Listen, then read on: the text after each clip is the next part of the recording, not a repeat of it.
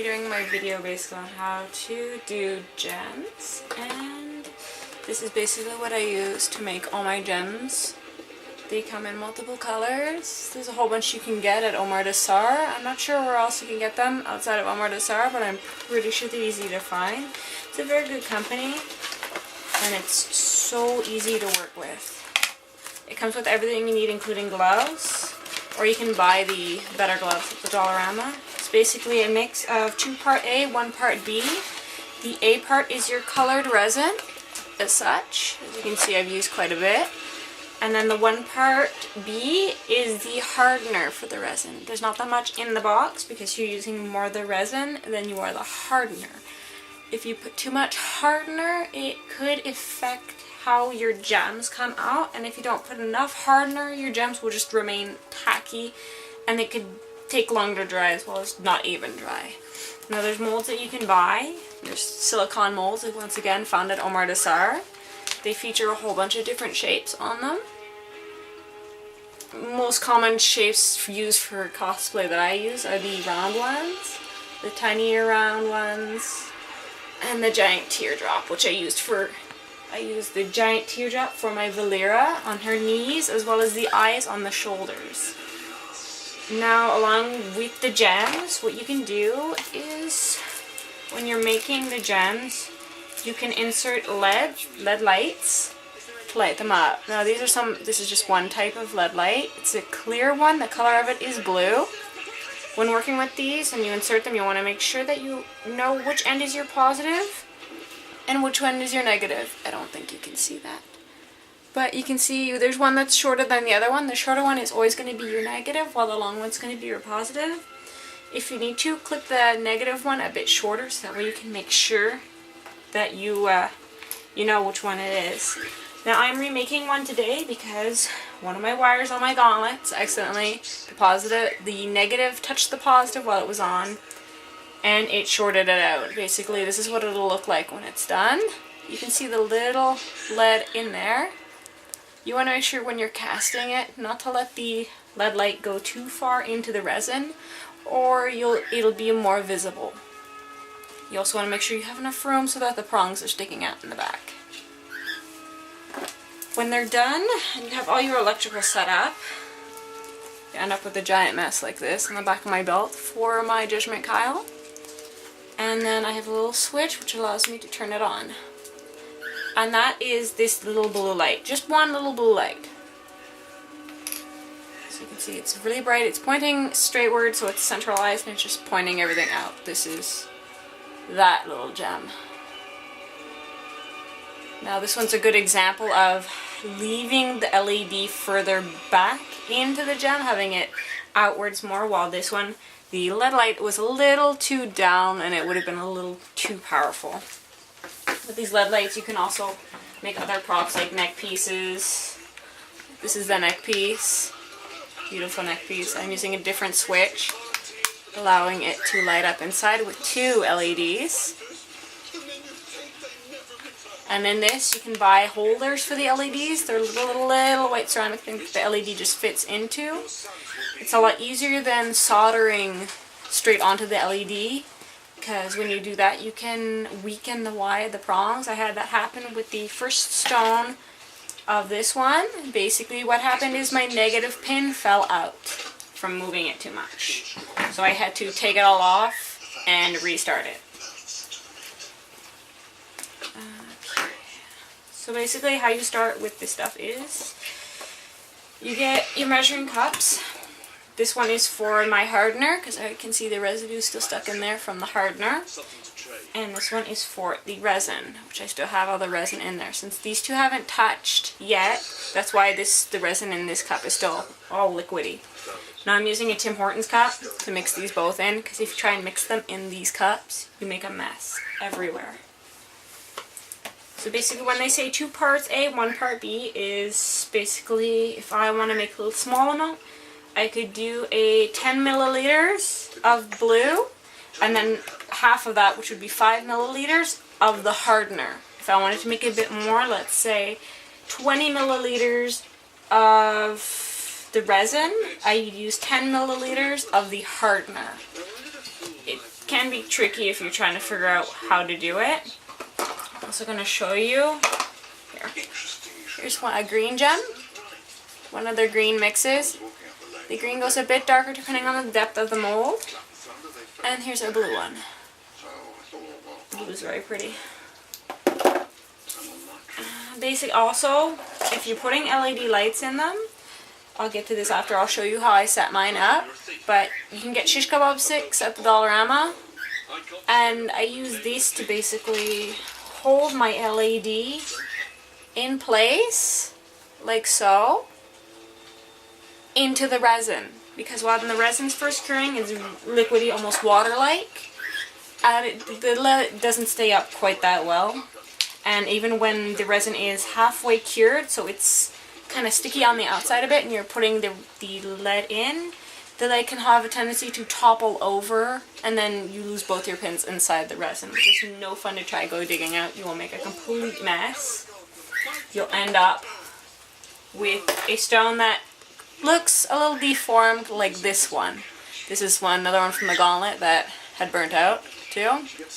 My mess of electronics behind it. This is a resistor. These little LEDs are 3 volts each, so if you're connecting it to a 9-volt battery, that will burn it out, but with a resistor, it will work fine. There's all different resistors for different types. However, if you have 3 LEDs connected in series, you don't need a resistor with a 9-volt battery. And then you have different resistors, like for this one, it's 2 LEDs, 3 volts each. And then I have a type of resistor right here at the positive end connecting, and that allows it to run off of the 9-volt battery. This should last me a full day at a convention. I like to use alkaline instead of zinc. Alkaline lasts longer. I'm using zinc for testing, and then I will be replacing them with the alkaline batteries, and I'm making a little pouch on the back of this to hold the battery in place.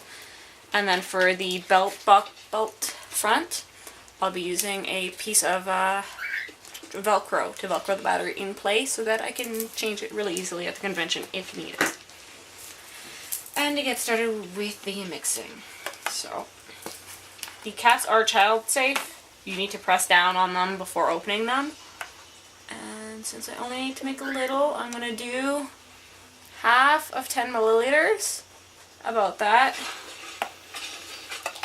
Make sure to seal your product. The product is only good, I wouldn't say like a year, I'd say maybe 6 months after opening. So try and use all of it and just make random shapes. Keep them in a nice cool place. Once the resin is cured and the gems are made, they don't go bad. And then 10 milliliters. 10 milliliters. About 10 milliliters, give or take. 10 milliliters of the blue resin. Now I always make sure to close my caps after I'm done, because I don't want any bugs getting in there. I don't want my cats getting near it. I don't want it falling and making a mess everywhere. I try to suggest using this stuff outside, but today's a rainy day, so I can't exactly do that. So what I'm gonna do is I'm gonna pour my resin into my cup, which is Tim Hortons cup, which is cut in half. Jack. My mascot in the background, Jack. A little information about him: he's a rescue cockatiel. I'll get some video of him after to show everyone. I've had him for about 4 years now. He was abused in his past home, and his past owners made him cage-bound. He was a hen-raised teal, and he was cage-bound. He hated people. He still is a bit worried about fingers, but he's learned some new things. He tells me he's a pretty boy, and me and him have really bonded. He hasn't really bonded with anyone else in these 4 years other than myself. And then you're going to add in, back on track, you're going to add in the hardener to your mix. Just dump it in there. Get most of it out of the cup. I'm using a stainless steel dish to hold my 2 other cups so they don't make a mess all over my floor. And then what you're going to do is just mix. Mix the 2 products together. It can be a bit smelly, so try to do it in a well-ventilated area. Because animals like birds are very sensitive to smell, as well as even cats. The smell doesn't last that long. I have a window open in my room, and there's a window open outside of my home to make some ventilation. Just keep mixing it until you feel that it's ready. Some people say it gets a bit foggy, but the fogginess is normal. It's just air bubbles inside the resin as you're mixing it. Then when you're ready to start pouring, just try and get it essentially up to the bottom of the cup. You can use Dairy Queen sticks. I was using a Dairy Queen spoon, which is now stuck inside my cup. It will be liquidy, like so. I'm going to try and get a closer picture as I pour it in to the mold.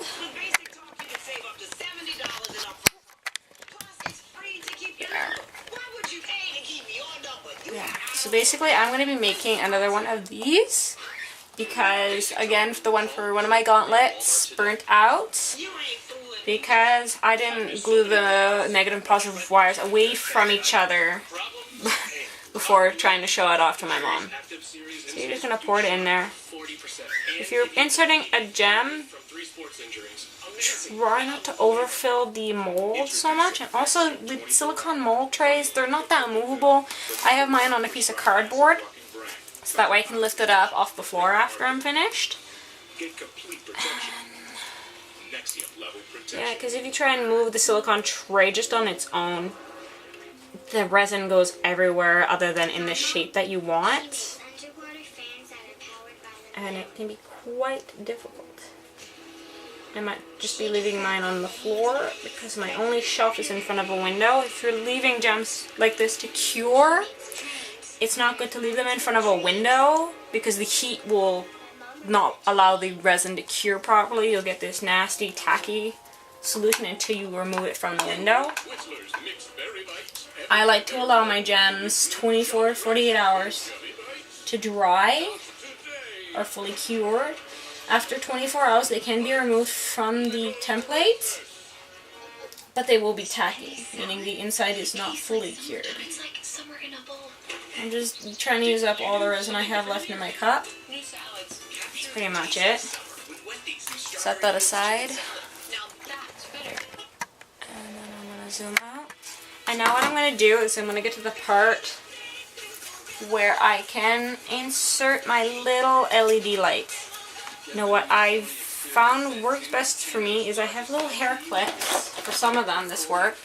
These little guys, where I would attach the LED like so and then set it in. Unfortunately for these ones it doesn't work so well because I don't want the LED to fall at the bottom of the mold. If it sits in the bottom of the mold, chances are you're going to get a part that's going to be more bright than the others, and the LED will be more visible to judges and everyone else. So what I'm using is my Canon charger as a base. It's not actually touching the resin for anyone out there, so don't freak out. Some not duct tape, masking tape. And my shish kebab stick. So what I'm doing is I'm taping my shish kebab stick onto my charger to create a nice surface that's higher than there. It's easily removable. It's easily adjustable. I'm visualizing where I need this to be, and then I am setting the lead onto the shish kebab stick to hold it above. Now you can wait 24 hours or a little bit more than that and then insert the lead, but if you have to go to work you might not get it at a good time to insert the lead. So this is a great way to ensure that the lead is going to be nice centered, it's not going to move, and then I would just leave that as it is for a few hours until it's fully cured. And as you can see, the lead is kind of bent, the wire prongs are bent on there. It's not fully submerged into the resin. I have like a little bit of the gems sticking out of the resin, so that way it's not too deep inside. And I'm just gonna give you a closer look to that.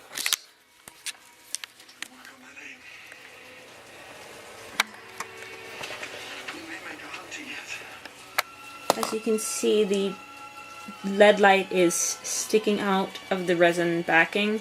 I found this way works the best for attaching them into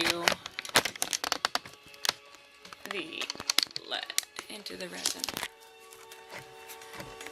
Okay, so you can also make your own resin molds. For that, I would suggest if you're using a plexi, like a plastic thing you can get Walmart, this starts just like a plastic sheet. You layer and glue it together to the shape you need. It's great for making things like giant diamonds and stuff, but I would use a mold release, or it could be very difficult to remove it from the mold. But for the silicone trays, you don't really need mold release, because silicone, you can just kind of peel it out of the tray. The one gem I tried this with was this giant centralized crystal on my corset. It looks kind of nasty, but what I'm going to do is I'm going to sand it down a little bit with fine sanding paper and then varnish it to make it all smooth. This one was very difficult. I later had to trim the edges off to make it fit inside here. And then with the heating gun, which I used to mold the warbler, is I used that to shape it so it would fit inside there on a curve. And then when you want to have lights in here, like there's 3 gems on the corset that light up. There's one on each side and then the centralized one. So on the inside, what I did is I made holes. There's a hole here for the prongs sticking out, and there's a hole on the side here and a hole on the side here sticking out. And then what I'm going to do is connect the positive, negative, leave the 2 ends open so I can connect them to another wire. Let's see if I can get it out. It's basically a connector, so that way I have one battery and all my wires connected to one thing. I picked this up where I work, in an electronic shop. Basically, it's a connector that connects like so, and then pulls apart. So this part would be going from the corset to the switch, and then the switch will be right next to the battery, located on my hip. And then my plan is to use, with all the gems that are on all the body, I'll be using a battery that is 12 volts, 1.5 amps, like this. It's fairly heavy, so I'm going to be making a pouch on a belt, separate belt, to hold it onto my lower back with the wings. So to power everything that is not super, like, detailed. Now what you can also do with the resin is on my shins, I used the plastic here, which I used to make the mold for the corset gem. I layered it inside, and then what I did was I poured some of the resin on the inside here, and I just left it to cure in a position where the resin wouldn't leak out everywhere. Oh, and there's a spider. I like spiders. I don't necessarily like this one. Anywho. I used resin all here. This is another resin gem. This one will be lighting up, and it will be having a light behind here, so it'll shine up and light up the whole backing of this. I might do a wash back here, but I think it looks really nice, clear, so that way, even though the light's blue, it'll still shine blue here when I have it hooked up. And again, I'll have this same concept with the wire, like the corset, attached into the shins, and then a wire running up my leg, attaching to the switch, where I can easily disconnect it and get everything off. Basically, I'm not finished this yet, where I have to attach the D-rings on the inside and back of this, and then I'm going to paint it all black so it blends, and I might put some vinyl inside to make it smoother onto the pants I'll be wearing. And then it'll also cover up the prongs and all the wiring. And then the same thing for the lights applies to my shoulder pieces. Each shoulder piece inside the wings is hollow. I'm going to be having 3 central lights, 1 in the center and 2 on each side. The center one will light up the eyes of my little bird heads. The little, these will light up. Then the inside of these will light up on each side. I was going to have battery sources in there, just on their own, but I'm going to actually have the wires running down my shoulders. This part I will cover with a piece of craft foam or vinyl afterwards in black, just to blend it in. And as for resin making, that's all it really goes. Remember this name? I don't even know how to pronounce this name. It looks like it's a type of German company, but it's really awesome. It's so easy to use. You can make jewelry, you can make the lights. You can use it for really much anything you can put your mind to. And then there's the other one for the other tutorial of the German girl online. She uses the separate stuff that you can buy at Canadian Tire, which also works great. But if you're not that keen on that, then this is the next best thing. Comes with the instructions, everything how to. And with this video, it should help you be able to make some really amazing gems. And also you should be able to find gem molds as well on eBay or whatnot. This gem mold was probably about $16 plus tax. This one was about $16 plus tax. So it can add up fairly quickly, but once you have your mold, you're pretty much set whenever you want to do a costume with gems to do it. And then I'll show you the thigh pieces as well. While I'm here, I'll show you these. These are the thigh pieces. I know I have huge thighs. Anyhow, the plan for these is this little gem light here. This is the more circular gem from the tray. It's not jaded. I have the prong sticking out of the back here. There will be a light inside here. I made a hole here. And I'll have that connected to the whole power pack as well. So I'm going to have a few lights attached to that. And then I'll get up in a minute and I will do a little short video of the progress of the sword. And for those of you who want to see, I will show you my little cockatiel Jack, who's my little mascot who was singing in the background not too long ago. I hope this helped anyone who was curious. If you have any more questions, please comment. I do not mind answering any questions about how I do things, how I make my gems, and all the whatnot. I hope this helped people learn something and continue on making amazing costumes. I want to give a great thanks to Ashley, actually. She's the one who did a beautiful, beautiful version of Kayle that had lights everywhere on it. And she told me that she thought I could do an amazing judgment, Kayle. So here it is in the works. It should, fingers crossed, be ready for otaku. And like I'm hoping, I'm praying it's gonna turn out just as amazing as hers. I still have yet to work on the wings, and it's killing me. Anyhow, I'll get back. I'll record another short video about the sword.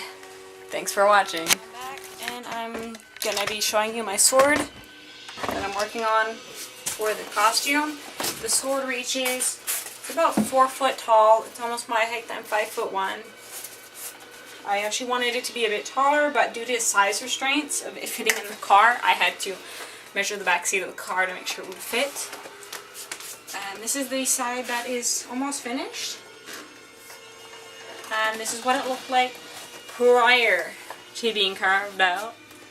It's expanding foam on the top, and then I used Pink Panther hard rigid insulating foam, and then a PVC pipe for the handle. The handle goes up to about here inside.